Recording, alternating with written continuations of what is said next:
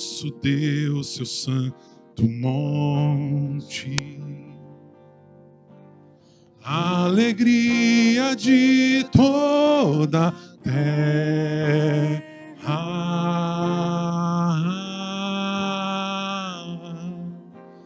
Grande é o Senhor em quem nós temos a vitória e que nos ajuda contra o inimigo. Por isso diante dele nos prostramos.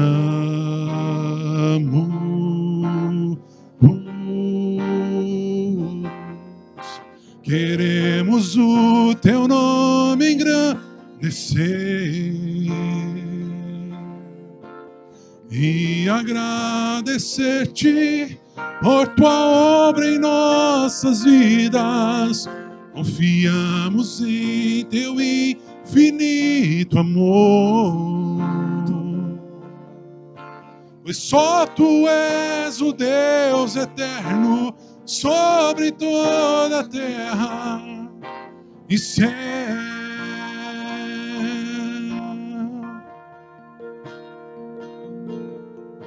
Queremos o teu nome engrandecer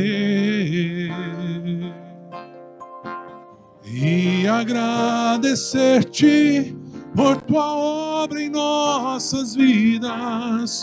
Confiamos em teu infinito amor, pois só tu és o Deus eterno sobre toda a terra, pois só tu és o Deus eterno sobre toda a terra, pois só tu és o Deus eterno sobre toda a terra e céu.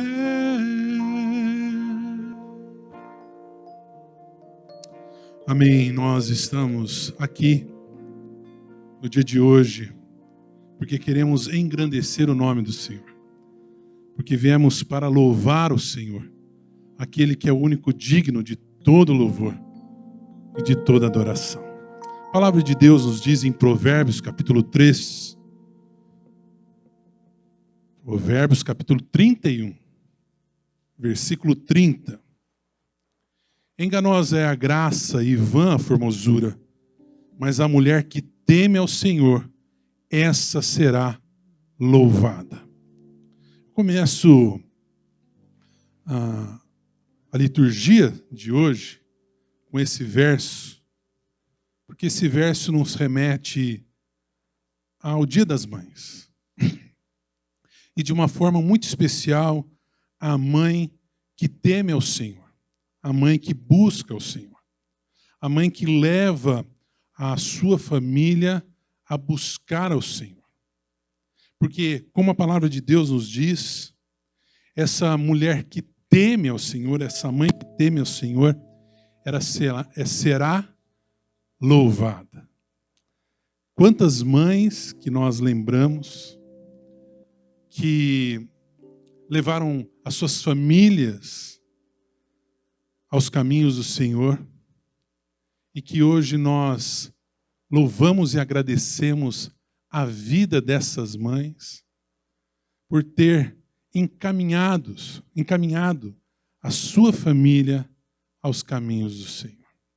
Então nós iniciamos o culto de hoje agradecendo a Deus por essa data tão especial que é o Dia das Mães, agradecendo a Deus por essas servas preciosas, mulheres que têm buscado a presença do Senhor, que temem ao Senhor, que anunciam ao Senhor dentro dos seus lares e que têm trazido as suas famílias, os seus filhos, para louvarem, para engrandecerem, para viverem vidas de consagração a Deus. Agradecemos a Deus.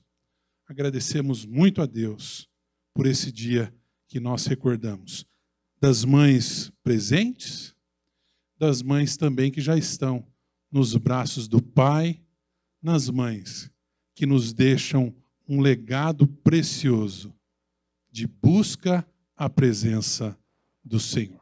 Vamos nos colocar em pé, vamos invocar a presença do Senhor.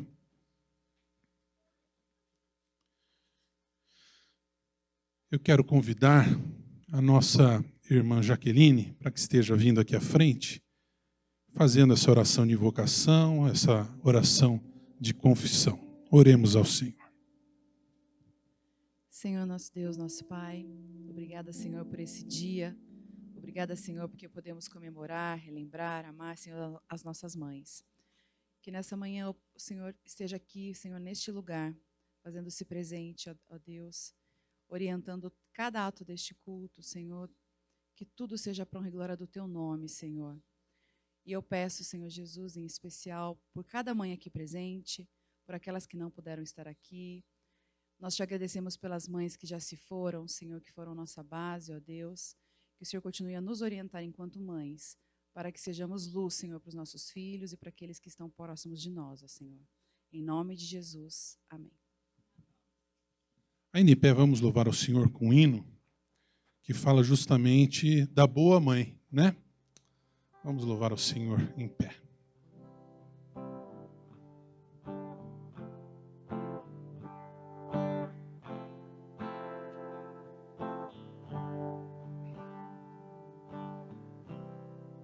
Por minha boa mãe e pelo seu amor imenso e sem igual, eu louvo-te, ó Senhor. É grande o bem, quem na alma tem, quem pode alguém chamar de mãe? Pois ela me cuidou da vida ao despontar, e aos pés do bom Jesus me fazem caminhar. É grande o bem, quem na alma tem, quem pode alguém chamar de mãe? Se rico ou pobre eu for, jamais hei de esquecer, e minha boa mãe na mente eu hei de ter. É grande o bem, quem na alma tem, quem pode alguém chamar de mãe? É grato aqui sentir de mãe o santo amor, por ela o coração bendiz ao Criador. É grande o bem, quem na alma tem, quem pode alguém chamar de mãe? Os irmãos podem se assentar. E agora estaríamos fazendo a leitura alternada, conforme registrada no boletim, do Salmo 111, versos 1 a 10. Leitura alternada no boletim do Salmo 111, dos versos 1 a 10. Aleluia! De todo o coração renderei graças ao Senhor, na companhia dos justos e na assembleia.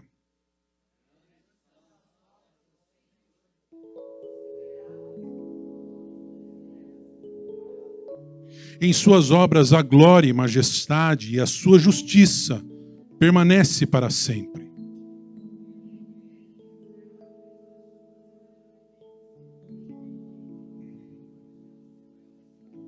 Dá sustento aos que o temem.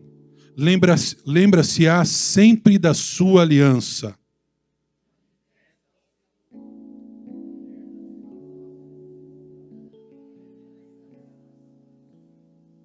As obras de suas mãos são verdade e justiça. Fiéis todos os seus preceitos.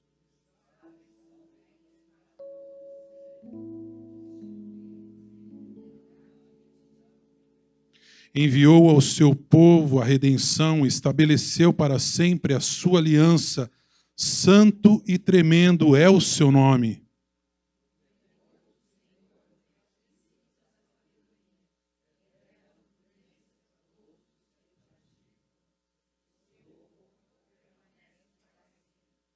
Amém. O louvor do Senhor permanece para... Anteriormente, o verso nos diz o seguinte: o temor do Senhor é o princípio da sabedoria. Revelam prudência todos os que o praticam. Você quer ter sabedoria? Você quer agir com sabedoria? Tema o Senhor. Tema o Senhor. Seja prudente. Busque ao Senhor. Porque dessa maneira nós temos a sabedoria. Não a sabedoria humana, mas a sabedoria divina que vem sobre nós. O louvor do Senhor permanece para sempre e é isso que nós estaremos fazendo nesse momento. Louvando o santo e bendito nome do Senhor. Convido os irmãos para se colocarem em pé novamente, mais um pouquinho, para estarmos então cantando cânticos espirituais ao Senhor.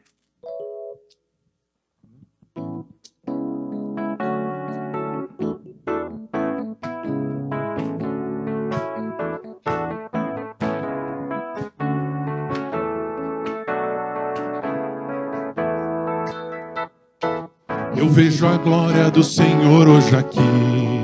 A sua mão, o seu poder sobre mim. Os céus abertos hoje eu vou contemplar. O amor descer neste lugar. Eu vejo a glória do Senhor hoje aqui. A sua mão, o seu poder sobre mim. Os céus abertos hoje eu vou contemplar. O amor descer neste lugar. Eu quero ver agora o seu poder, a sua glória inundando o meu ser. Vou levantar as mãos e vou receber, vou louvando o seu nome, porque eu sinto o Senhor me tocar. Eu quero ver agora o seu poder e a sua glória inundando o meu ser. Vou levantar as mãos e vou receber, vou louvando o seu nome, porque eu sinto o Senhor me tocar. Pararam, para, pararara, parará, pararam, para, para, pararam, para, pararara, parará, pararam, para, para. Eu vejo a glória do Senhor hoje aqui. A sua mão, o seu poder sobre mim. Os céus abertos hoje eu vou contemplar. O amor descer nesse lugar. Eu vejo a glória do Senhor hoje aqui. A sua mão, o seu poder sobre mim. Os céus abertos hoje eu vou contemplar. O amor descer neste lugar. Eu quero ver agora o seu poder, a sua glória inundando o meu ser. Vou levantar as mãos e vou receber, vou louvando o seu nome, porque eu sinto o Senhor me tocar. Eu quero ver agora o seu poder e a sua glória inundando o meu ser. Vou levantar as mãos e vou receber, vou louvando o seu nome, porque eu sinto. Vou louvando o seu nome, porque eu sinto. Vou louvando o seu nome, porque eu sinto o Senhor me tocar. Parado, para, parará, parará, parado, para, para, parará, para, parará, parará, parará, para, para.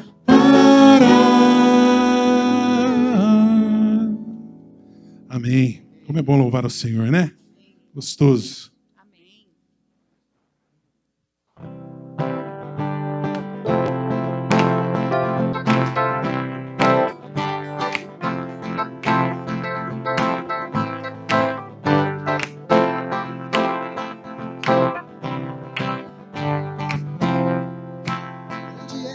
Grande é o Senhor,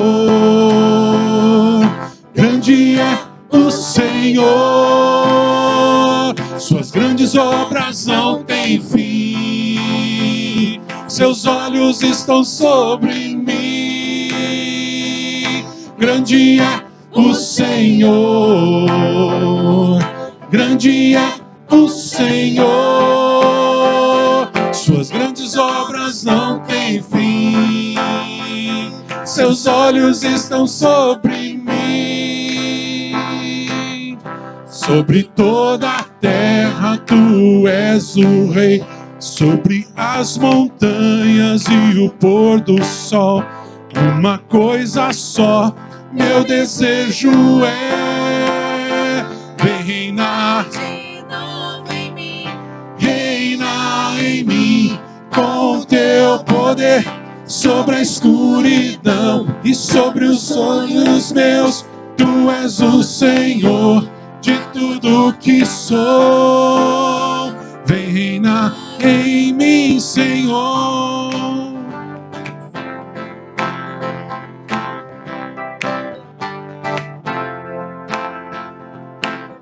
Sobre o meu pensar, tudo que eu falar, faz-me refletir a beleza que há em ti.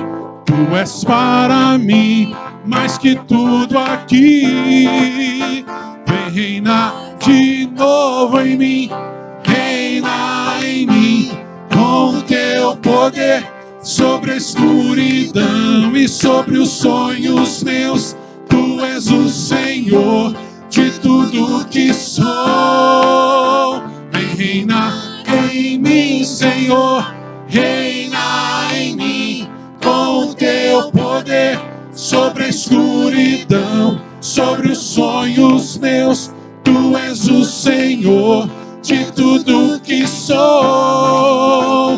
Vem reinar em mim, Senhor. Vem reinar em mim, Senhor. Vem reinar em mim, Senhor.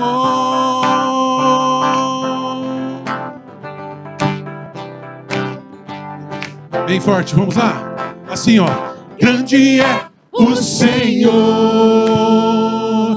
Grande é o Senhor.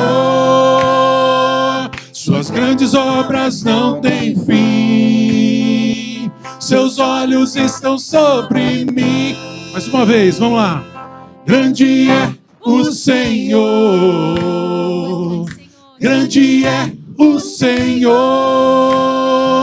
Suas grandes obras não têm fim. Seus olhos estão sobre mim. Amém, amém, amém. Louvado seja o nome do Senhor. Como é gostoso ver o Vitor louvado, né? Ele louva com inteireza de coração. Louvado seja o nome do Senhor.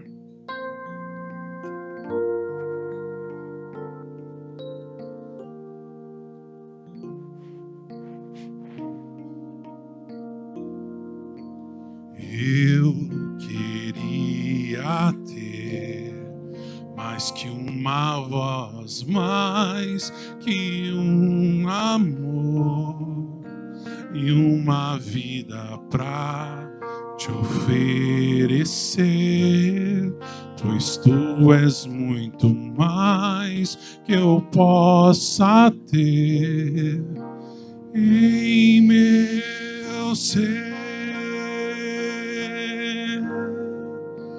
Tu és o autor, aquele que pintou com perfeição a vida. Tu és o Senhor, aquele que me amou e és o meu Deus, meu Senhor. Minha vida é para teu louvor, meu Deus, meu Senhor. Minha vida é para teu louvor.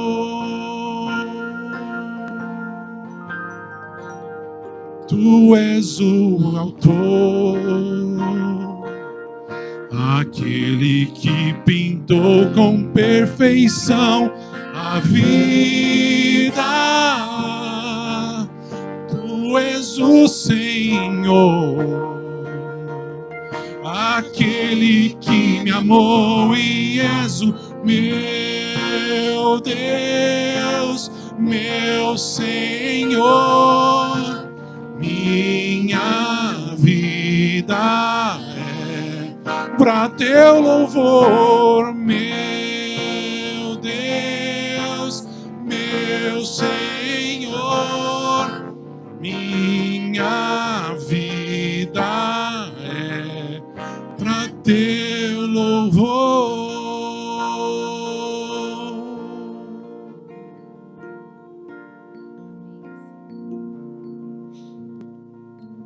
E aí fica a pergunta, né? A gente louvou o Senhor, mas será que a nossa vida realmente tem sido para o louvor do Senhor? Será que temos dedicado toda a nossa vida, todas as áreas da nossa vida para louvar o Senhor? Ou temos vivido vidas egoístas, vidas que muitas vezes vivem debaixo somente do nosso querer?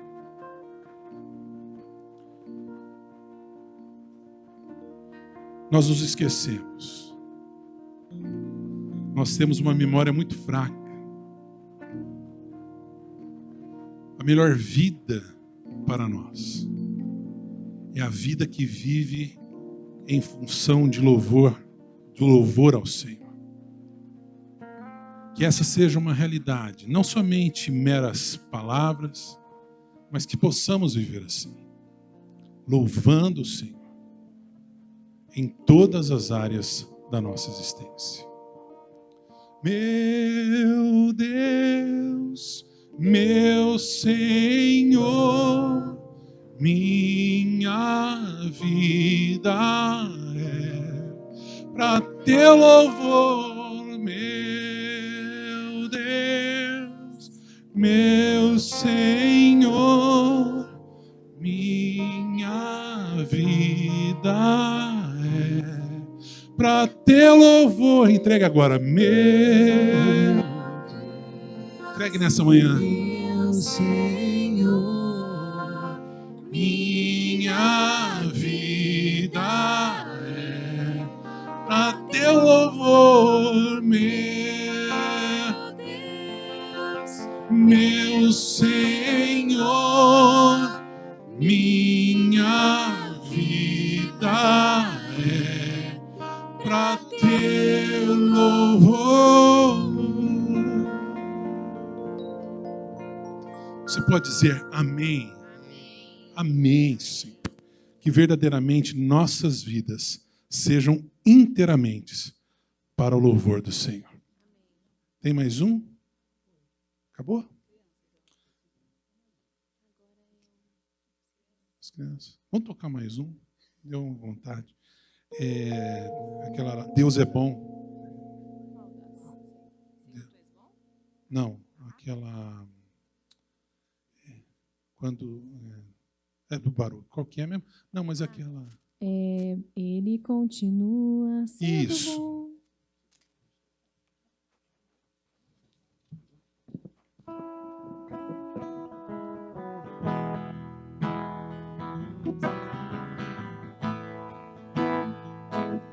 Ele continua, né? Apesar das lutas. Um dia a gente aprende a confiar em um Deus que faz milagres, que ouve a nossa oração, que se faz presente aqui. Um dia a gente aprende a dar um passo só de cada vez, mas sem dúvida,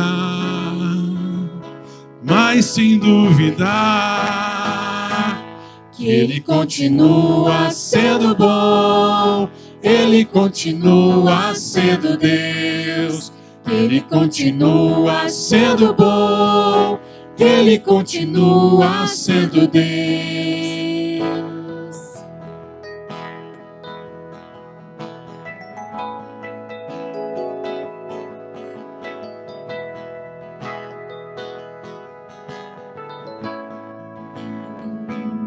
Então chega o dia de viver tudo que se aprendeu e a enxergar até o que não se pode ver. Chega o dia de entender, até ouvir um não de Deus. Mas sem dúvida,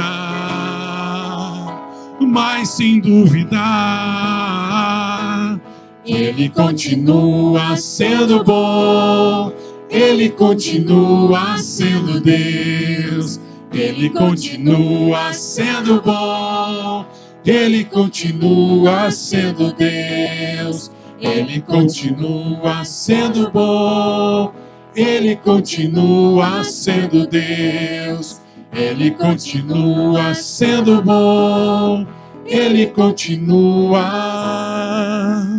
sendo Deus.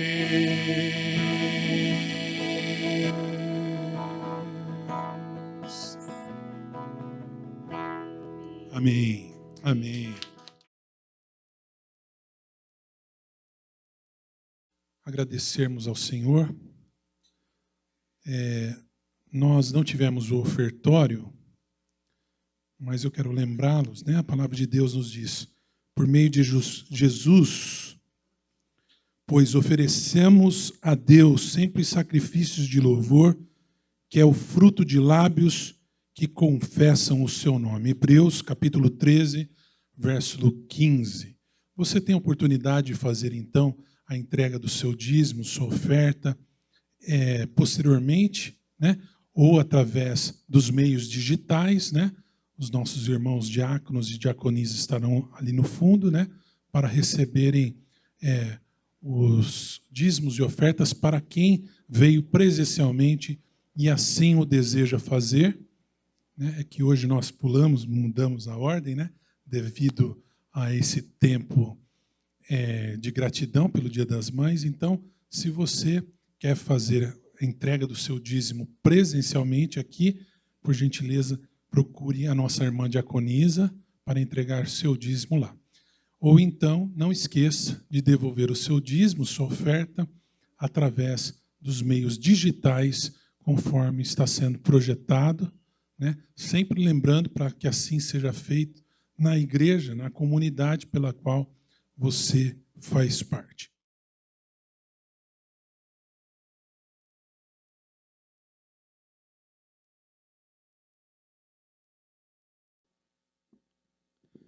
Olá, boa noite a todos. Que o amor, a paz e todo o bem da parte de Deus, nosso Pai, esteja com você, com a sua família, em nome de Jesus Cristo. É uma alegria estar junto com vocês nesse momento tão maravilhoso de culto, de adoração ao nosso Deus. Eu agradeço ao conselho desta igreja, aos pastores, ao pastor Rodrigo, que entrou em contato comigo, me convidando para estar aqui. É um prazer poder compartilhar a palavra do Senhor com vocês. O pastor Rodrigo pediu para eu me apresentar. Meu nome é Éder. Os irmãos de Hortolândia eu já conheço, estou acostumado a estar com vocês em alguns momentos, e é uma alegria nesse momento estar junto com os demais irmãos de outros trabalhos, outros campos, outras comunidades também. Eu estou atualmente trabalhando na igreja de Sumaré, cuidando especialmente da congregação que essa igreja tem em Nova Veneza. Então, essa noite eu quero compartilhar com vocês a mensagem do livro de Ruth. Eu vou fazer a leitura do primeiro capítulo do livro de Ruth, dos versículos 1 ao versículo 5. Ruth, capítulo 1, do versículo 1 ao 5. E eu quero, nessa noite, reafirmar de todo o meu coração uma verdade preciosa. Essa verdade ela está estampada em toda a Bíblia, mas é uma verdade também tão real que nós podemos experimentar em nossa própria história de vida. É a verdade que declara que Deus não nos deixa sozinhos em meio ao nosso sofrimento. Por mais difícil, por mais doloroso que seja a dor pela qual nós estamos passando, Deus jamais nos desampara. Deus jamais nos deixa abandonados. Pelo contrário, Deus está sempre conosco. Ele está sempre cuidando de nossas vidas. E Ele está sempre manifestando sobre nós o seu cuidado e o seu amor. Eu quero dizer para você que Deus não te deixou sozinho. Ainda que você esteja passando por um tempo de aflição, de tribulação, ainda que você esteja dentro de você mesmo, com a impressão de que você está sozinho, com a impressão de que você está abandonado, eu quero dizer para você que Deus não te deixou sozinho. Ele ainda é o Senhor soberano, tem todas as coisas sob a sua mão, e Ele tem um plano, um propósito para a sua vida. A sua história de vida se encaixa naquilo que Deus tem preparado para você. E eu quero mostrar isso através, hoje, da história de Ruth e de Noemi. Como Deus agiu na vida delas. Elas passaram por uma experiência de dor terrível. Parecia que estava tudo perdido para elas. Mas Deus mostrou o seu amor a elas. E através desse amor demonstrado a elas, Deus também mostra o seu amor a todos nós. Assim diz o texto bíblico de Ruth, capítulo 1, dos versículos 1 a 5. Nos dias em que os juízes julgavam, houve fome na terra de Israel. E um homem de Belém de Judá foi morar por algum tempo na terra de Moabe, com a sua mulher e os seus 2 filhos. Este homem se chamava Elimeleque, e sua mulher se chamava Noemi. Os filhos se chamavam Malom e Quilion. Eram efrateus de Belém de Judá. Foram à terra de Moabe e ficaram ali. Algum tempo depois, Elimeleque, o marido de Noemi, morreu. E ela ficou sozinha com os 2 filhos. Estes casaram com mulheres moabitas. O nome de uma delas era Orfa, e o nome da outra era Ruth. E ficaram ali quase 10 anos. Depois, morreram também Malom e Quileon, os 2 filhos de Noemi. E assim ela ficou sozinha, sem os 2 filhos e sem o marido. Vamos orar? Convido você a me acompanhar nessa oração. Feche os seus olhos. Vamos falar com o nosso Deus. Querido Pai, te louvamos pela tua palavra e te louvamos porque sabemos que o Senhor nos comunica através da tua palavra. O Senhor fala ao nosso coração. O Senhor nos traz encorajamento. O Senhor nos traz resposta. O Senhor nos traz força por meio da tua palavra. E louvamos ao Senhor por causa disso. Nos abençoe nesse tempo de meditação, de reflexão na tua palavra.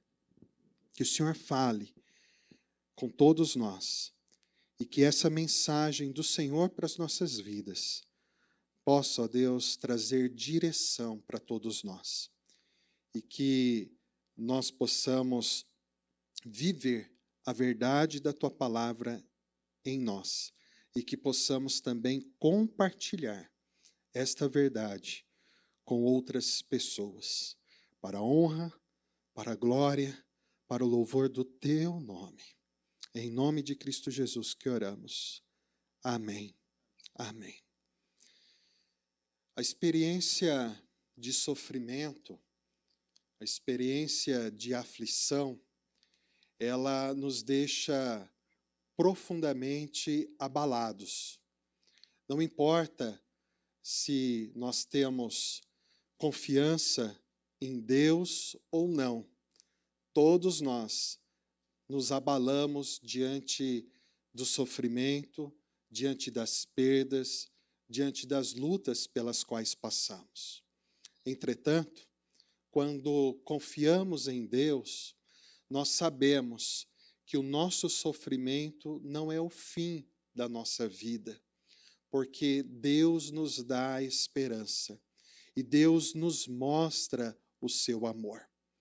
O texto que nós lemos nesse momento é um texto que nos conta a história de uma família que passou por uma experiência de dor, por uma experiência de sofrimento. Essa é uma família que confia em Deus. É uma família que segue a palavra do Senhor. Ainda assim, essa família não estava livre de passar pela experiência de sofrimento.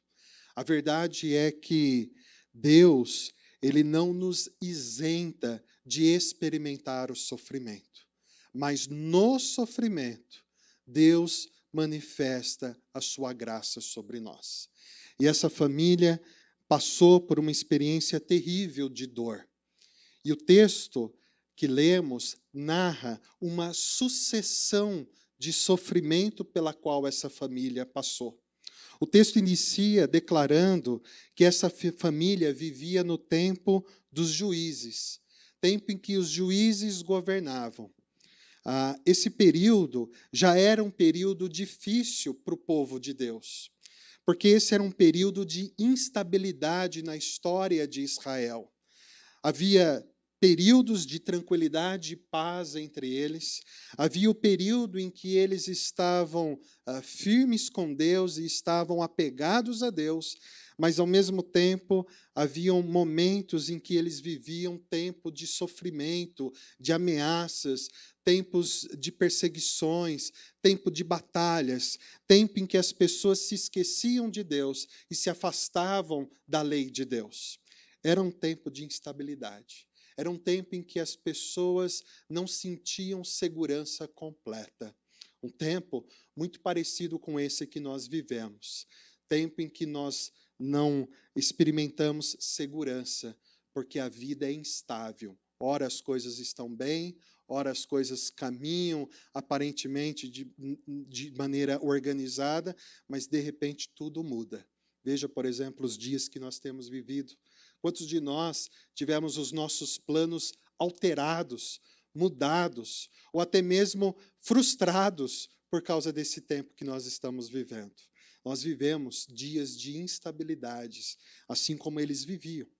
E o mais grave é que o texto começa a descrever a situação de sofrimento e aflição pela qual essa família passa. O texto vai declarar ainda que, nesse tempo de instabilidade, essa família experimenta um tempo de fome na cidade de Belém.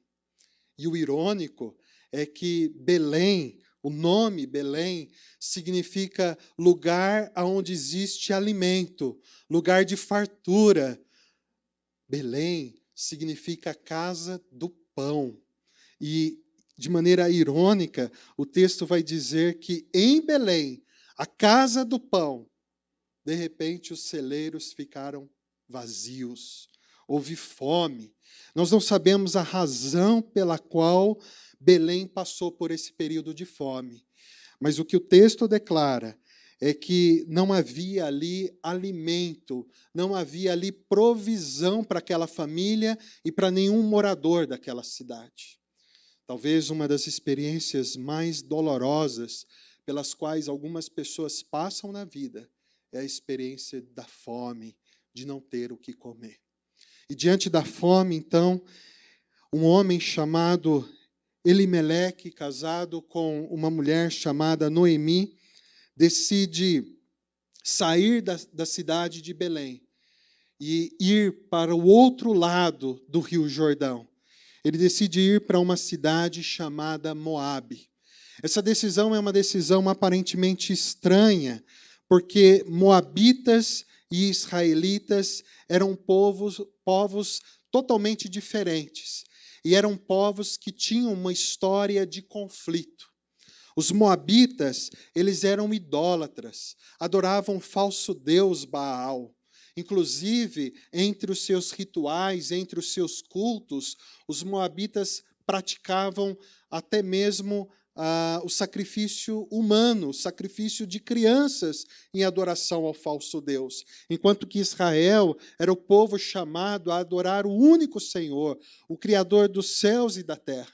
E ao longo da história de Israel, houve vários conflitos entre moabitas e israelitas. No período em que Israel ainda caminhava no deserto em direção à terra prometida, a terra de Canaã, houve conflitos entre os moabitas. Alguns do povo de Israel se casaram com mulheres moabitas e foram influenciados por elas a adorarem falsos deuses. Isso trouxe confusão para o meio do povo de Israel.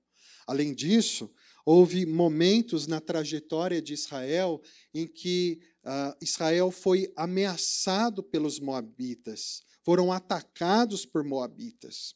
Inclusive no tempo dos juízes, que é o tempo em que nós temos o contexto aqui desse livro de Ruth, foi um tempo em que os moabitas, por 18 anos, oprimiu e atacou a terra de Israel.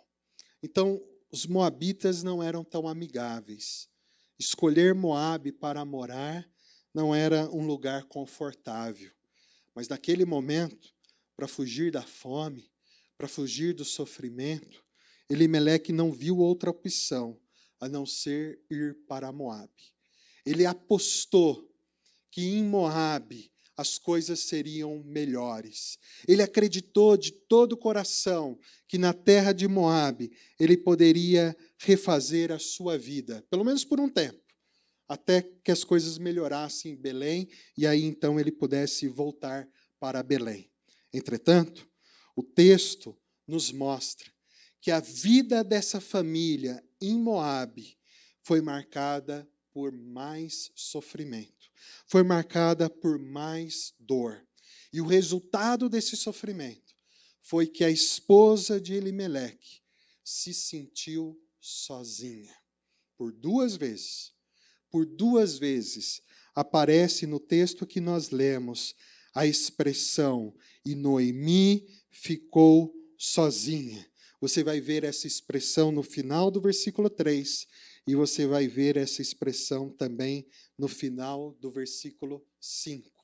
E essa expressão que declara que Noemi ficou sozinha, é sozinha não só no sentido de que não havia ninguém próximo a ela, mas é sozinha no sentido de que ela estava abandonada, ela estava esquecida, ela estava desamparada. Esse é o sentido da expressão sozinha que aparece aqui no texto. E qual é a razão para ela estar abandonada? Qual é a razão para ela se sentir assim, tão desamparada? O texto declara que lá em Moabe, por alguma fatalidade que nós não sabemos exatamente qual, o esposo de Noemi, Elimeleque, perdeu a sua vida. Ela ficou viúva com seus 2 filhos. E o texto, ao declarar que ela ficou sozinha ao perder o seu esposo, o texto nos mostra que provavelmente os filhos dela ainda não tinham as condições necessárias para ajudar no sustento da família. Assim, Noemi fica desamparada ali com seus 2 filhos. Mas ainda assim ela permanece em Moabe. Os filhos amadurecem e o texto vai dizer que os filhos se casam com mulheres moabitas. Imagina que situação complicada chegar em casa e dizer: mãe, olha, nós arrumamos 2 mulheres e vamos nos casar com ela. E são moabitas, lembrando de todo o histórico entre Israel e Moabe. Não era uma situação fácil de ser administrada, mas naquele contexto onde eles estavam vivendo, era o que era possível acontecer. E assim, os filhos de Noemi se casam com 2 mulheres de Moabe, uma chamada Orfa e a outra chamada Ruth. Passado 10 anos que eles estão vivendo em Moabe, uma nova desgraça, um novo sofrimento atinge o coração daquela família. Agora, Noemi chora. Chora porque os seus 2 filhos também morreram. Não sabemos a causa da morte deles, mas o texto enfatiza que Noemi, que havia perdido seu marido, agora perde os seus 2 filhos. E mais uma vez, o texto vai declarar que Noemi fica sozinha. Noemi fica como se estivesse desamparada, abandonada. E é interessante que nós não encontramos aqui no texto o sujeito da frase. Isso pode nos indicar que, na consciência de Noemi, ela se sente sozinha e desamparada. Por quê? Pelo próprio Deus. Essa é a sensação dela.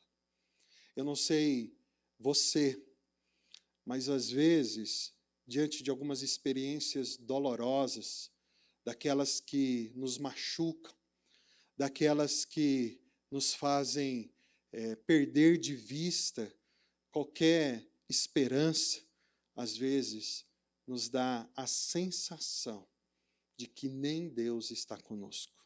Às vezes nos dá a sensação de que Deus talvez não esteja vendo a nossa dor.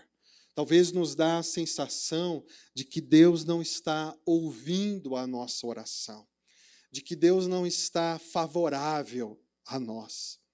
Essa é uma sensação que muitas vezes vem até nós e nós ficamos com vergonha de expressar isso, mas essa sensação está dentro de nós e ela provoca ainda mais dor, ainda mais sofrimento diante das tribulações pelas quais nós passamos.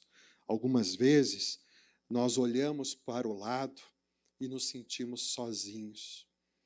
Até podemos ter alguém por perto, mas não sentimos o apoio que necessitamos. Às vezes, nós olhamos para o alto e gritamos pedindo socorro, mas ainda assim, a sensação que nós temos é de que estamos abandonados, estamos desamparados. Às vezes a gente nem sabe direito o porquê que temos essa sensação. Às vezes a gente não sabe direito o porquê que a gente não olha o próximo que está nos estendendo a mão como alguém que está de fato nos apoiando e nos ajudando.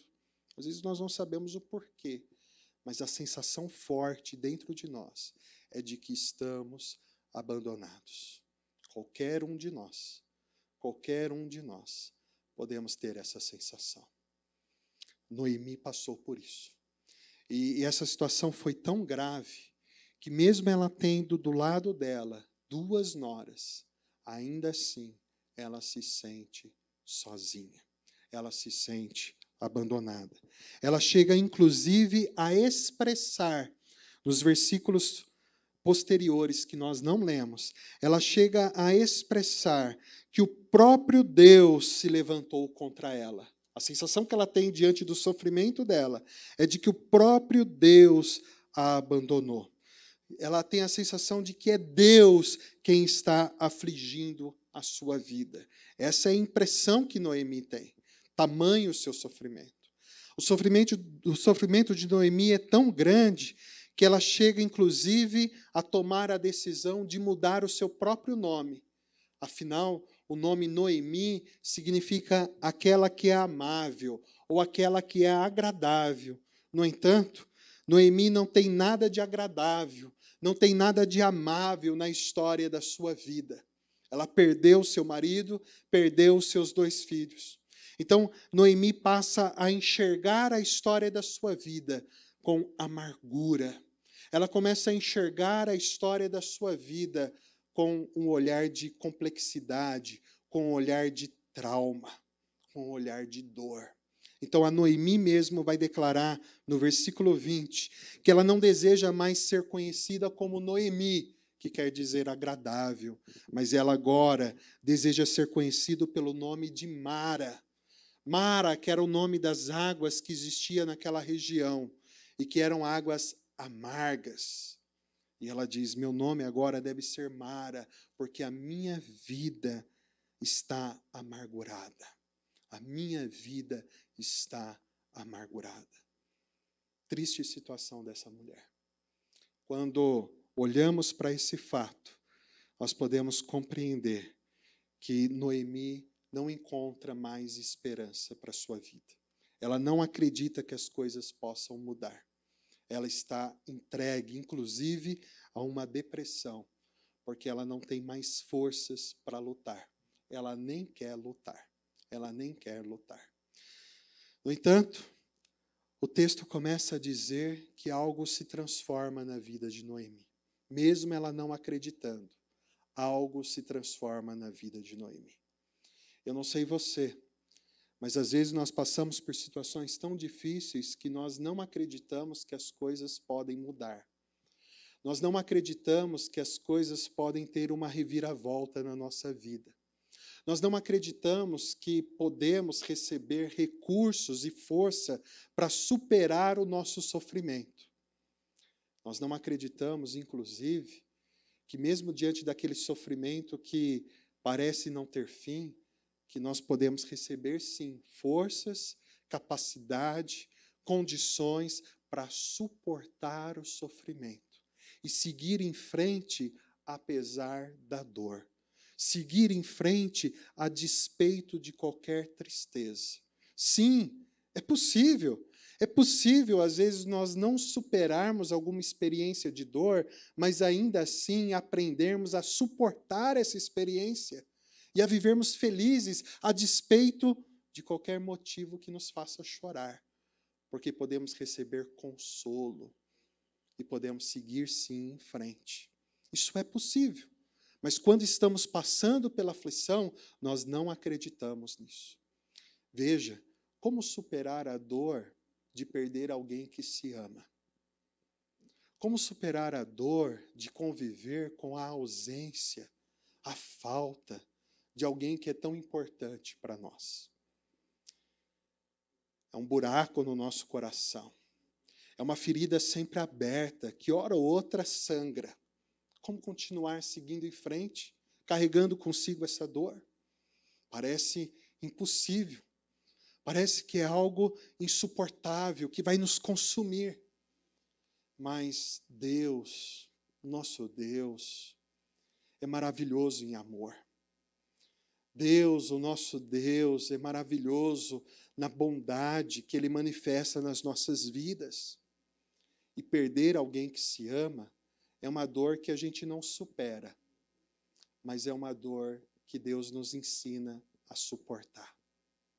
E Ele nos ensina a suportar e Ele nos ajuda, inclusive, a seguirmos com a nossa vida adiante, mesmo carregando a saudade no peito.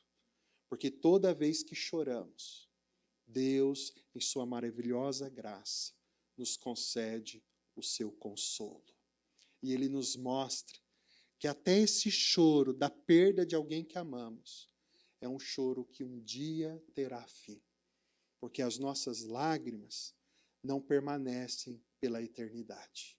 Um dia, nossas lágrimas serão completamente enxugadas. Enquanto esse dia não chega, a cada dia Deus renova nosso ânimo, Deus renova nossas forças e Deus nos concede o consolo que necessitamos para viver cada dia das nossas vidas. Esse é o nosso Deus amoroso. Noemi não estava conseguindo acreditar nisso. Ela achava que não tinha esperança nenhuma. Então, como as coisas começam a mudar lá em Belém, e a terra da casa do pão, onde não havia mais pão, começa agora a voltar a ter pão, começa agora a voltar a ser um tempo de colheita, então Noemi decide voltar para sua casa, voltar para sua terra, para junto dos seus. Ela decide voltar para Belém, mas ela se sente tão sozinha que ela decide ir sozinha para lá. Ela tem suas duas noras, mas ela quer que as suas duas noras voltem para suas casas e vivam as suas vidas, porque em Belém não tem esperança, nem para Noemi, nem para suas noras. É isso que Noemi acredita. Então, no meio do caminho, enquanto ela voltava para Belém, ela se despede das duas noras. A Bíblia vai descrever que é um momento de choro e de tristeza para aquelas três mulheres. Orfa, uma de suas noras, acata ao conselho de Noemi, se despede de sua sogra e vai embora. No entanto, Ruth permanece. Ruth fica junto de Noemi. Ruth se recusa a se separar de Noemi. Noemi insiste com Ruth, mas Ruth declara o seu amor a Noemi. Mas mais do que declarar o seu amor a Noemi, Ruth declara o seu amor e a sua fé em Deus. O que motiva Ruth a permanecer com Noemi é o novo relacionamento que Ruth tem com Deus. A fé de Ruth em Deus faz com que Ruth não deixe Noemi sozinha. Noemi pode se sentir sozinha, mas de fato e de verdade, ela não está sozinha, pois Deus está com ela e Deus a presenteou com a amizade, com a lealdade de Ruth. O próprio nome Ruth significa aquela que é amiga. E Deus chamou Ruth para ser amiga dele, amiga de Deus. Mas ao ser amiga de Deus, Ruth também se faz amiga, companheira de Noemi. Não é isso que Jesus nos ensina? Que nós somos chamados a amar a Deus acima de todas as coisas, mas somos chamados também a amar ao próximo como amamos a nós mesmos. Isso se reflete na prática da nossa vida. Quando amamos a Deus, somos conduzidos pelo próprio Deus a um relacionamento íntimo e profundo com Ele, mas somos também conduzidos pelo próprio Deus a olhar para o próximo, a cuidar do próximo, a ter atos concretos de generosidade, de bondade, de carinho, de amor para com o próximo. E é exatamente isso que acontece. Então, Noemi retorna para Belém. Retorna para Belém junto de Ruth. Coração sem esperança. Coração sem a convicção de que as coisas vão mudar. Mas o que Noemi não sabia era que, apesar dela achar que as coisas não poderiam mudar, Deus estava conduzindo a história. E Deus está conduzindo a história sempre para algo melhor. Ainda que os nossos olhos não possam enxergar nenhum tipo de melhora lá no horizonte, Deus ainda assim está preparando algo novo e algo melhor. Deus é o Senhor da história. E Ele está conduzindo a história para o fim glorioso que Ele tem preparado. E todos aqueles que confiam em Deus, todos aqueles que são alcançados pela graça de Deus, todos aqueles que se refugiam em Deus, experimentarão esse plano glorioso que Deus tem preparado. Preparado antes da criação do mundo. Noemi não sabia disso, mas Deus tinha algo reservado para ela ali. E não somente para ela, mas para toda a humanidade. Chegando em Belém, o capítulo 2 vai descrever que Noemi se tranca na sua casa. Não toma nenhuma iniciativa.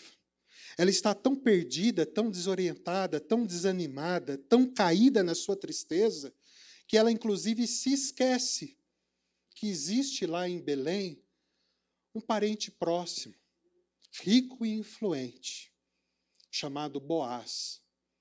E ela se esquece, inclusive, que Deus havia determinado em sua lei que quando uma mulher ficasse viúva, o seu parente mais próximo tinha a responsabilidade de acolher essa viúva, como se ele fosse o resgatador dela.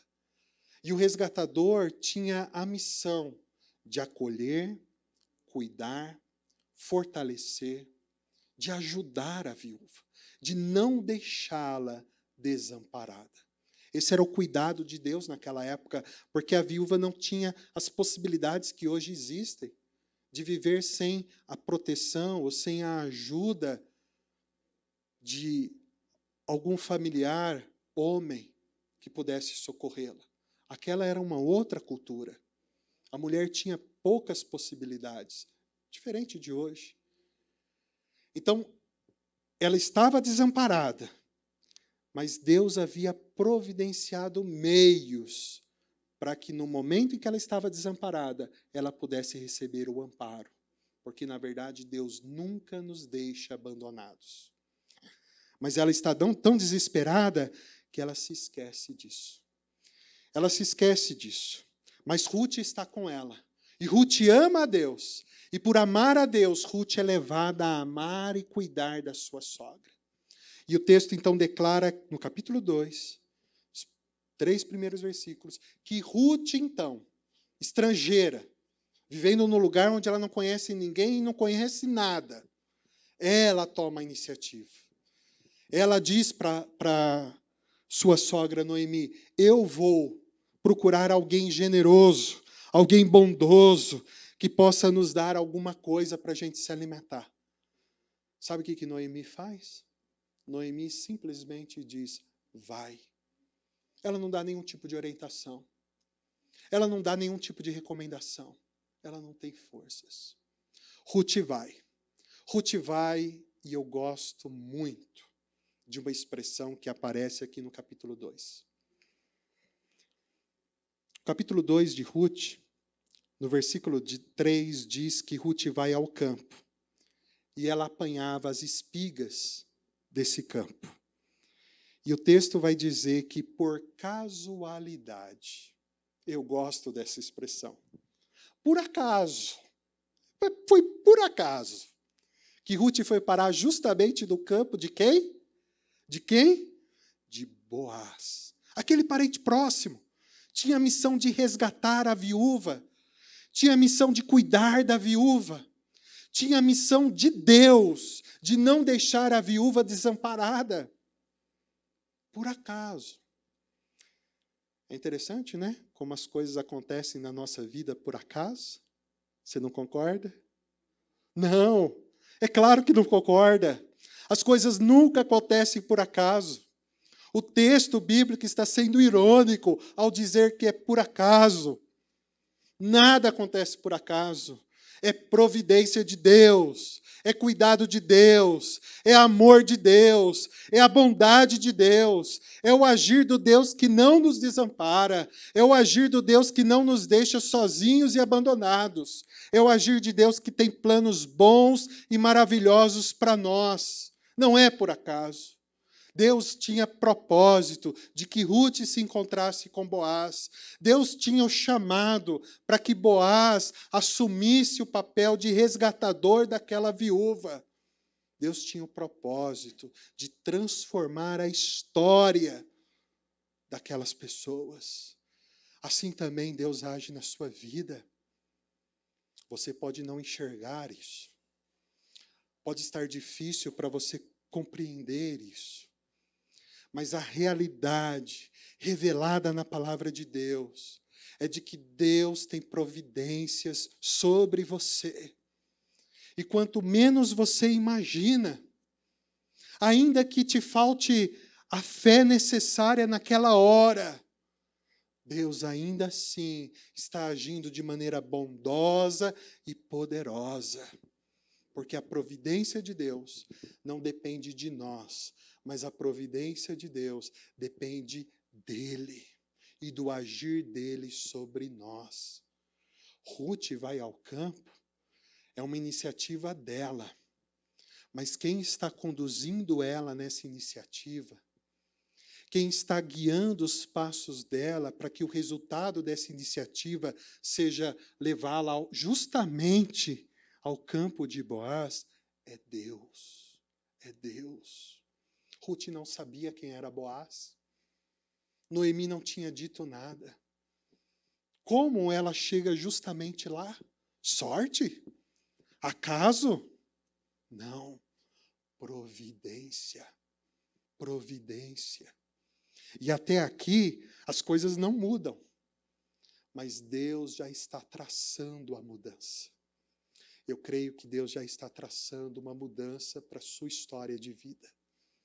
Deus já está traçando uma história de mudança para o nosso mundo, para o nosso país. E nós devemos levar essa mensagem de esperança a todos. Porque essa mudança, essa transformação, não está nas nossas mãos, mas ela está nas mãos de Deus. E a Bíblia declara que Deus é santo. A Bíblia declara que Deus é misericordioso. A Bíblia declara que Deus é bondoso. E a Bíblia declara que Deus faz novas todas as coisas. Ele começa a fazer novo ali. Boaz, de maneira casual? Não. Providencial. Vai até o seu campo, justamente na hora em que Ruth está lá. Boaz então percebe a presença de Ruth. Pergunta para um dos seus funcionários: quem é aquela moça estrangeira que está ali? E toda a história de Ruth é contada a Boaz. Então, por alguma razão, diante da generosidade daquela mulher que cuida da sua sogra, o coração de Boaz começa a sentir um carinho especial por Ruth. E ele então decide cuidar de Ruth. Ele decide prover para ela todo o alimento necessário para que nem ela e nem a sua sogra passem necessidade. Até então, Boaz não sabe de quem se trata Ruth e Noemi. Mas a história se segue. E aí, quando Ruth volta para casa, com seus cestos cheios de alimento, Noemi, que está lá, cabisbaixa, triste, sem esperança, vê a sua nora chegando com o cesto cheio de alimento, ela se alegra e, tentando entender aquela situação, pergunta: quem foi que te deu tudo isso? Aonde você conseguiu tudo isso? Quando Ruth declara: foi um homem. Um homem chamado Boaz. A hora que Noemi escuta esse nome, a sua mente e o seu coração se abrem para aquilo que Deus está fazendo. Noemi, por uma ação maravilhosa de Deus, se lembra que Boaz não é qualquer homem generoso, mas Boaz é o parente próximo, aquele que tem a missão de resgatá-las. Então, aquela mulher, que lá no primeiro capítulo, no versículo 20, está sem esperança nenhuma, diz que nada pode mudar, e diz inclusive que Deus se esqueceu dela, que Deus se levantou contra ela. Essa mesma mulher, no capítulo 2, versículo 20, olha que coincidência. Coincidência que é providência. Capítulo 1, versículo 20, está estampado o desânimo, a descrença de Noemi. No capítulo 2, versículo 20, fica estampada a confiança renovada em Noemi. Ela então declara que ele seja abençoado pelo Senhor Deus que não deixou de ser bondoso, nem para com os vivos, nem para com os mortos. Ou seja, o Deus que Noemi imaginava que tinha se levantado contra ela, agora ela declara que esse Deus não se esquece e não deixa de ser bondoso. Ou seja, Deus nunca se levantou contra Noemi. A história de sofrimento pela qual ela passou é uma história que também entristeceu o coração de Deus. Mas, infelizmente, nós vivemos num mundo decaído e que sofre as consequências do pecado. E nesse mundo decaído que sofre as consequências do pecado, nós passamos pelas suscetíveis fases de sofrimento na vida, as mais dolorosas.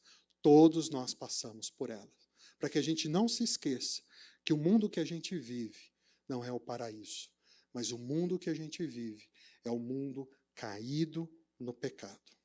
O sofrimento, então, é consequência da vida humana. Todos nós passamos por ele. Noemi tinha passado pelo sofrimento, porque era o resultado do mundo no qual ela vivia e no qual nós vivemos. Entretanto, por maior que seja o nosso sofrimento, Deus não deixa de ser bom.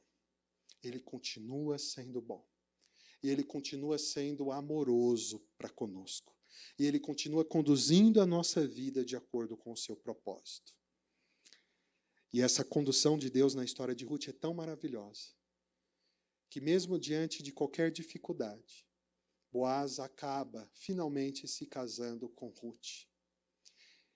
E o clímax desse texto, da história de Ruth, é que no último capítulo, capítulo 4, quando Boaz e Ruth já estão casados, a Bíblia vai dizer que Deus concede um filho a Ruth, um descendente a Ruth. No primeiro capítulo, Noemi dizia para Ruth: vai embora, vai refazer a sua vida, não me acompanhe, porque eu não vou poder providenciar um descendente para você. Lá em Belém não vai ter ninguém para se casar com você. Mas no último capítulo, o que acontece? Ruth está casada com um homem de Deus, com aquele que era o resgatador daquelas viúvas. E Deus concede a Ruth um descendente. E não é qualquer descendente. Esse descendente recebe o nome de Obed. Um nome que pode parecer estranho para nós, mas a revelação bíblica vai nos dizer exatamente quem é esse menino. Esse menino não é uma simples criança. Deus não está aqui simplesmente concedendo um neto para que Noemi carregasse esse neto no colo e se alegrasse com o prazer de ser avó, porque ela tinha Ruth como filha. Não, não é isso que Deus está fazendo. Deus está fazendo algo maior do que isso. Quando Noemi carregava Obed nos seus colos como neto, é claro que ela se alegrava com o prazer de ser avó. Mas o coração de Deus, o plano era maior do que esse e melhor do que esse. Sabe por quê? Porque Obed é pai de um outro homem chamado Jessé. E esse Jessé é pai de um outro homem, um importante rei de Israel, chamado Davi. E quando nós lemos a revelação bíblica, nós sabemos que Jesus Cristo, o Salvador, é reconhecido por todos como o filho de Davi. O descendente da família real de Davi, que veio para nos trazer a salvação. No primeiro capítulo de Mateus, quando aparece ali o histórico, a genealogia da família de Jesus, dos 10 nomes que aparecem ali, aqueles nomes todos nós temos o retrato da família de quem? Dos descendentes de Boaz e Ruth.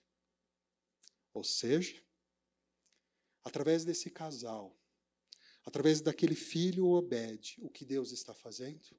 Ele está traçando todo o plano necessário, toda a genealogia necessária, para que lá no futuro Jesus pudesse vir ao mundo. E quem é Jesus? Jesus é o próprio Deus que se fez de carne e osso. E ele veio ao mundo para ser o perfeito, o excelente resgatador. Maior do que Boaz. Maior do que Boaz, porque é o próprio Deus. E ele veio para nos resgatar do nosso pecado e nos trazer o perdão. Ele veio, inclusive, para nos resgatar da nossa dor e do nosso sofrimento e mostrar que assim como ele venceu o mundo, assim como ele venceu as aflições do mundo, nós podemos ter ânimo. Podemos ter ânimo, porque ele venceu e através da vitória dele, nós somos também vencedores, porque ele conquistou a vitória que nós tanto precisamos. Nós somos convidados nessa noite a confiar que Deus tem um propósito para nós. Ele não nos deixa sozinhos e nada pode nos separar de Deus. Ele nos ama. E o grande propósito que Deus tem para nós é formar em nós a imagem e semelhança de Jesus. E Ele está conduzindo a nossa vida para que a nossa vida seja moldada à imagem de Jesus. e que nós possamos ter Jesus como nosso resgatador, o nosso salvador, aquele que nos consola, que nos salva e que nos perdoa. Mas também somos chamados para seguir os passos de Jesus e levar essa mensagem de resgate a outras pessoas, ajudando pessoas sem esperança a olhar para Jesus e se alegrar. Se alegrar mais do que Noemi se alegrou ao ouvir o nome Boaz. Se alegrar, porque Jesus é verdadeiro e perfeito Salvador. Em Romanos 8 declara que nós somos muito mais que vencedores em Cristo Jesus. E nada pode nos separar do amor de Deus. Que Deus abençoe a sua vida. E que Deus possa, nessa noite, reafirmar dentro de você, que o seu coração possa pulsar pela certeza de que você não está sozinho. Deus não te abandonou. Ele está com você. E Ele está conduzindo a história da sua vida para o grande fim glorioso. Para que Jesus seja formado em você e que você desfrute toda a eternidade com Cristo. Leve essa mensagem a outras pessoas. Seja como Ruth na vida de Noemi, na vida de outras pessoas. Pessoas sem esperança. Mostre a elas o amor de Deus. Seja na vida delas alguém que conduza elas para a salvação em Cristo Jesus. Deus te abençoe, em nome de Jesus Cristo. Amém.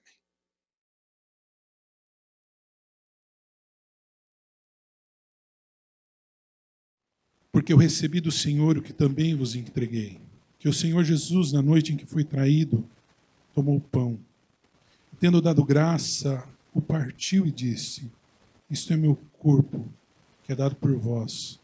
Fazei isto em memória de mim. Por semelhante modo, depois de haver ceado, tomou também o cálice, dizendo: esse cálice é a nova aliança no meu sangue. Fazei isso todas as vezes que o beberdes, em memória de mim. Porque todas as vezes que comerdes este pão e beberdes o cálice, anunciai a morte do Senhor até que ele venha. Por isso, aquele que comer o pão ou beber o cálice do Senhor indignamente será réu do corpo e do sangue. Examine-se, pois, o homem a si mesmo, e assim coma do pão e beba do cálice. Interessante que, diante dos ensinamentos de Jesus, um ensinamento que nós, como família, devemos ter, né, tanto mães quanto pais, é que sempre Jesus, antes de tomar os alimentos, ele fazia o quê? Ele dava graças. Ele orava, agradecendo a Deus, né? E isso nós devemos ser uma prática contínua em nossas vidas. Nós precisamos demonstrar para os nossos filhos que tudo que temos, tudo que somos, que tudo que até nos alimentamos, vem do Senhor. E a palavra de Deus nos diz, assim como nós estamos reunidos nessa manhã, os nossos irmãos em casa à noite, né?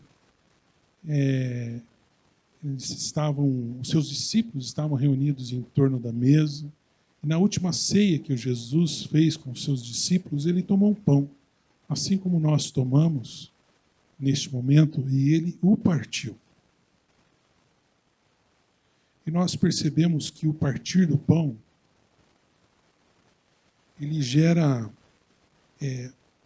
uma ruptura, podemos dizer, né? Racha o pão. Ele assim, podemos dizer, estraga o pão. O pão que está ali numa forma tão perfeita. E quando nós fazemos isso, quando Jesus fez isso diante dos seus discípulos, ele estava demonstrando o que ele passaria com o seu corpo. O seu corpo também seria partido, seria ferido, seria deformado na cruz em nosso lugar. O nosso Senhor e Salvador Jesus Cristo,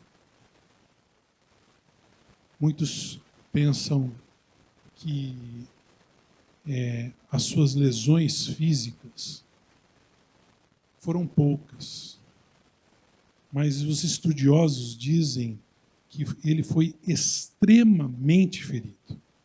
Dentre os 3 que foram crucificados naquele dia, o que foi mais ferido, o que foi mais afrontado, foi Cristo. Ele foi tão ferido, tão afrontado, o seu corpo foi tão partido, que em certa altura ele não conseguia mais carregar a cruz. Ele teve que ser auxiliado. Ele também, naquela noite, ele tomou um cálice. E ele deu aos seus discípulos. Ali continha vinho que simbolizava o sangue do Cordeiro que seria derramado na cruz do Calvário. O sangue de Cristo que foi derramado em nosso lugar. Irmãos e irmãs, se há algo que nós precisamos ter em plena consciência em nossas vidas, é sempre o que Cristo fez por nós. E tudo isso que Ele fez por nós é por amor e por resgate. Nós somos pecadores. Nós nascemos em pecado. Nós, segundo a sentença que já havia sobre nós estávamos condenados à morte. Mas pelo infinito amor de Deus por nós, Ele envia o seu Filho unigênito, para vir e nos resgatar. E Ele paga o preço de ter o corpo partido e o sangue derramado era nosso. Nós deveríamos ter pagado esse preço.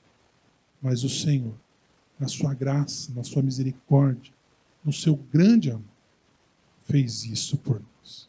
Estamos diante dessa mesa. Essa mesa que não contém o corpo de Cristo, mas esta mesa que é um memorial.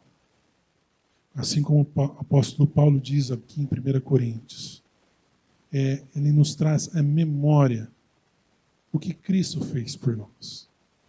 E assim, quando nós trazemos à memória o que Cristo fez por nós, este é um momento de contrição. É um momento onde nós realmente, diante do Senhor, confessamos os nossos pecados, nós declaramos que não somos dignos nem merecedores, mas também é um tempo de profunda alegria. Alegria por quê? Porque diante de tudo isso que Cristo fez, nós fomos regenerados, fomos justificados, fomos salvos. E hoje temos, de forma adotiva, fomos adotados pelo Senhor e temos novamente direito de estarmos nos braços do Pai. Estaremos então, neste momento, participando desta mesa que é tão preciosa, dessa mesa que tem um símbolo tão solene. Jesus morreu por nós. Jesus, através da sua morte, nos salvou. Mas aqui não está o seu corpo. Não está o seu corpo. Porque ele ressuscitou dentre os mortos, está à destra de Deus Pai e intercede por nós. Vamos, nesse momento, participarmos dessa mesa, contritos, mas também alegres, por aquilo que Cristo fez, por aquilo que Cristo faz e por aquilo que Cristo fará por nós. Amém? Estaremos orando agora, separando esses elementos. Convido a nossa irmã Gedália, que esteja vindo aqui, orando, então, separando os elementos que estaremos tomando. Pai, muito obrigada, Senhor, por esse dia que o Senhor nos deu. E obrigado, Pai, por esse momento tão especial. Estaremos participando da Santa Ceia, Senhor, onde separamos esses elementos, ó Pai querido, para representar, simbolizar o Teu corpo naquela cruz, Senhor Deus, que morreu por nós. Nós não merecíamos, Senhor, tão grande amor, Senhor, e que nós possamos, Senhor Jesus, cada vez mais lembrar de Ti, Senhor. Lembrar da Tua morte na cruz, da salvação que o Senhor nos proporciona. Que possamos estarmos prontos para o dia da Tua vinda. Em nome do Senhor Jesus que nós oramos e agradecemos. Amém. Amém. Então, esse é o momento que você aí de casa tem a oportunidade de estar distribuindo os elementos com a sua família, ou tomando se estiver sozinho, né? Lembrando, se estiver distribuindo para as crianças, né? O símbolo, né? Entregando para a criança e explicando o símbolo da ceia, que é Cristo, aquele que morreu e ressuscitou por nós.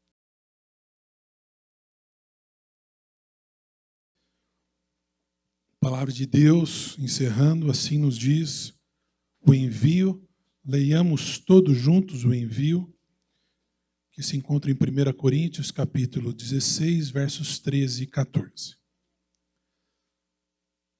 Sede vigilantes, permanecei firmes na fé, portai-vos varonilmente, fortalecei-vos, todos os vossos atos sejam feitos com amor. Eu peguei esses versículos para encerrar como envio, porque diz assim: todos os vossos atos estejam feitos com amor. E eu acho que os atos que nós recebemos, que é o símbolo do amor de Deus por nós, são os atos das nossas mães. E que nós precisamos ter esse exemplo para as nossas vidas. Que nós possamos caminhar sempre debaixo de atos de amor. Assim como Cristo teve este ato de amor maravilhoso de se entregando na cruz do Calvário. Assim como nossas mães preciosas têm atos de amor para com as nossas vidas, desde o nosso nascimento, que nós também possamos caminharmos como comunidades de fé, externando o amor de Deus e o amor de nossas mães para todos aqueles que estão ao nosso derredor. Oremos. Presbítero Djalma, o senhor faz a oração final? Convido o irmão a estar aqui para estar fazendo a oração final.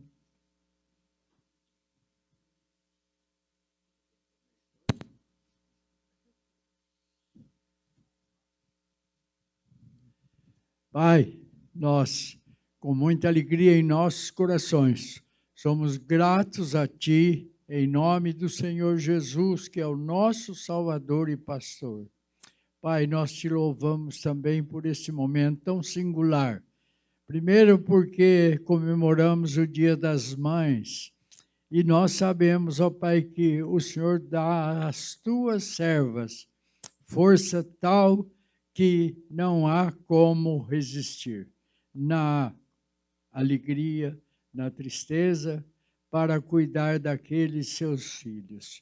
Nós oramos e te pedimos que o Senhor continue abençoando as mães desta igreja, as mães que não puderam estar conosco, as mães também, ó Pai, que em outros lugares servem a Ti, por onde quer que seja.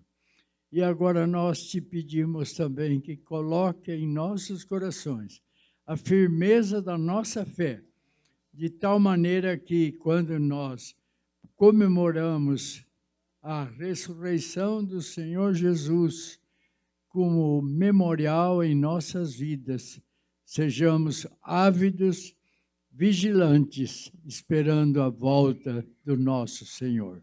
Nós oramos em nome de Jesus com gratidão às mães que comemoram neste dia a Tua graça e a Tua misericórdia sobre a vida delas. Amém. E que o Senhor, Ele nos abençoe e nos guarde. O Senhor sobre nós levante a luz maravilhosa e poderosa do seu rosto. O Senhor nos cubra com a sua terna e poderosa paz. Que o Pai Todo-Precioso esteja abençoando as mães de nossas comunidades, dando sempre a elas sabedoria para a educação de seus filhos. Amém.